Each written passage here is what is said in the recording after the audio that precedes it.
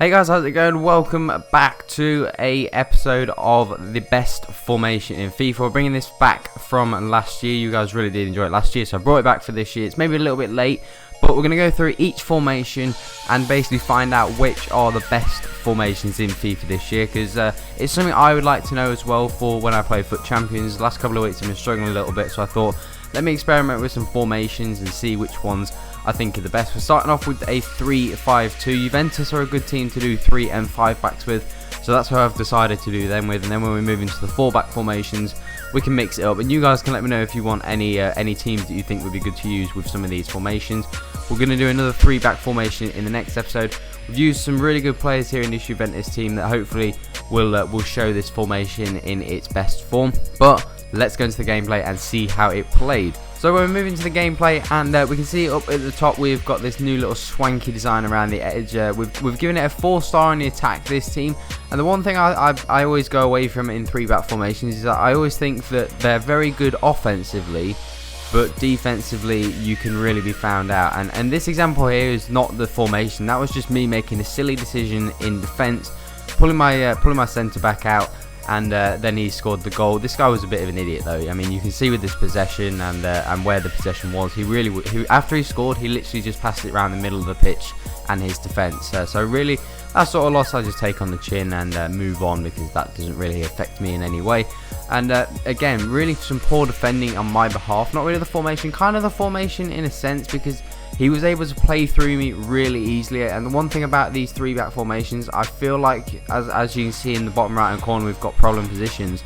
The left and right midfielders, I really do find they go missing in these sorts of formations. And even in my favourite formation, the 4-1-2-1-2 wide, the left and right midfielders just don't get involved in the game. I feel like left and right midfielders, they're never involved in the attack, but they're never really there to help you with defence, you know. So I didn't really find those players too, and on this occasion it was Alexander and Quadrado. I didn't really find them too helpful in terms of defence, but we did score a lot of goals. You can see on our last 5 results, we didn't actually concede that many when you look. I think we conceded 5 goals there, but we did actually score 14 goals.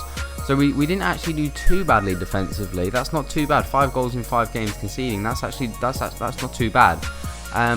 But it just felt like even when there was quite a lot of occasions where I just got a last-ditch tackling, or if my opponent's finishing would have been better, which in Foot Champions it would be, I probably would have conceded a lot more goals than 5, you know, and maybe wouldn't have scored as many as 14 against some really top-class players that you do come across in Foot Champions.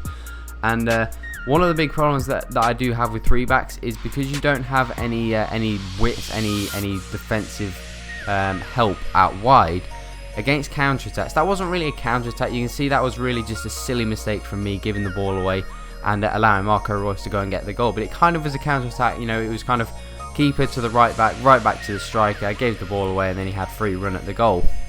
But I really feel that counter-attacks are a big problem with 3-back formations, so I only gave the counter-attacks are where we really did struggle. But in terms of creating chances, and really because of the wide midfielders not really getting involved in the attack, really controlling the midfield. But you know, attacking wasn't really a problem. I gave that a 4-star. The midfield was a 4-star. The defence was a 3-star. Wasn't great. Really, you do miss the fullbacks, especially with wingers being as good as they are in this game. Really having fullbacks, I think, is really crucial to success. But the 3-back formation wasn't bad. It surprised me. I was surprised actually that I did score as many goals as I did, because I'm not really somebody that's used to playing 3-back formations. And really, I think I didn't do too bad. But it's not really my cup of tea. I did rate the formation a 3 out of 5, which is the whole point of this series. So good formation, but not a great formation in my opinion. So if you guys want to see any more formations, the next 3 formation, let me know in the comments which 3 formation you want to do next. Make sure you leave a like on the video if you do enjoy these formation videos. Make sure you subscribe if you're new to the channel. That's all for today, guys. Have an awesome day. I'm out.